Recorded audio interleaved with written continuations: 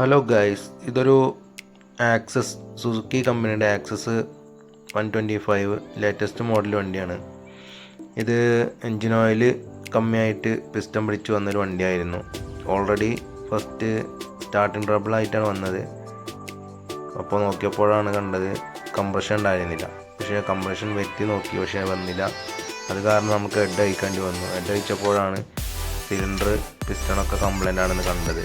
അങ്ങനെയാണ് നമ്മൾ കസ്റ്റമറോട് കാര്യങ്ങൾ പറഞ്ഞു. അദ്ദേഹം വൃത്തി പോലെ ചെയ്യാൻ പറഞ്ഞിട്ട് നമ്മളെ ഏൽപ്പിച്ചു. അങ്ങനെ വണ്ടി അഴിച്ചു നോക്കിയപ്പോൾ സിലിണ്ടർ സ്ക്രാച്ച് ഉണ്ട്, അതുപോലെ തന്നെ പിസ്റ്റണെല്ലാം വീക്കായിരുന്നു.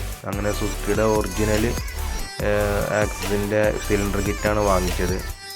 പോയി തന്നെ വാങ്ങി. അതിൽ പിസ്റ്റണ് റിങ്സ് എല്ലാം സെറ്റാണ് വരിക. അങ്ങനെ പിസ്റ്റണ് സിലിണ്ടറെല്ലാം സെറ്റ് ചെയ്തു. ഹെഡ് നമ്മൾ മറ്റേ ലൈറ്റ് കൊടുത്തിട്ട് വാൾവ് സീറ്റിക്കാണ് ചെയ്തത്. പിന്നെ പാക്കിംഗ് കിറ്റ് എല്ലാം ഫിറ്റ് ചെയ്ത് വർക്ക് സ്റ്റാർട്ട് ചെയ്തു.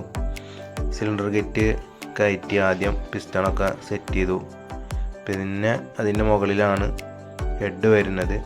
പക്ഷെ നമ്മൾ ശ്രദ്ധിക്കാതെ പോകുന്നൊരു കാര്യം എന്ന് പറഞ്ഞാൽ ഈ സ്കൂട്ടി മോഡൽ വണ്ടികളിലെല്ലാം 800 ml ഓയിലാണ് വരുന്നുള്ളൂ.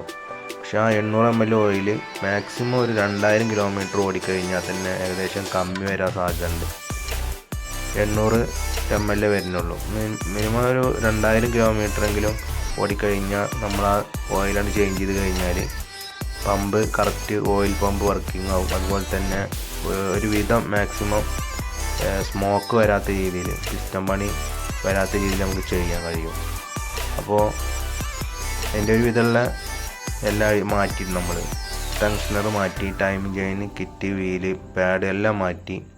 ഇപ്പം അതിൻ്റെ ഹെഡെല്ലാം സെറ്റ് ചെയ്ത് കഴിഞ്ഞു. ഇപ്പം അതിൻ്റെ കപ്പ് ബീഡിങ് എല്ലാം ശരിയാക്കി ഇട്ടു. എയർ ഫിൽറ്ററിൻ്റെ കോലാണ് കാണുന്നത്. എയർ ഫിൽറ്റർ വണ്ടി എടുത്തതിന് ശേഷം മാറ്റിയിട്ടില്ല എന്നാണ് അറിയാൻ കഴിഞ്ഞത്.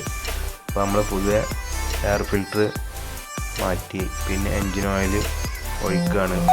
അത് കഴിഞ്ഞിട്ട് നമ്മൾ കാർബറേറ്റർ ക്ലീൻ ചെയ്യണം. കാർബറേറ്റർ അതുപോലെ തന്നെ എയർ ഫിൽറ്റർ, ഇത് പ്രധാനപ്പെട്ട കാര്യമാണ് കേട്ടോ. പിന്നെ നമ്മൾ എൻജിനെല്ലാം സെറ്റ് ചെയ്ത് അതിൻ്റെ മുകളിൽ ഇനി ചേസ് വെച്ച് കയറ്റുകയാണ്.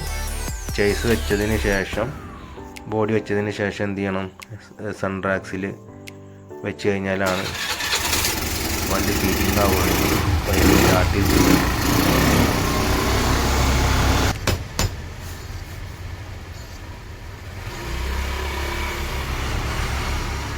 അപ്പോൾ ഈ വീഡിയോ ഇത്രയേ ഉള്ളൂ.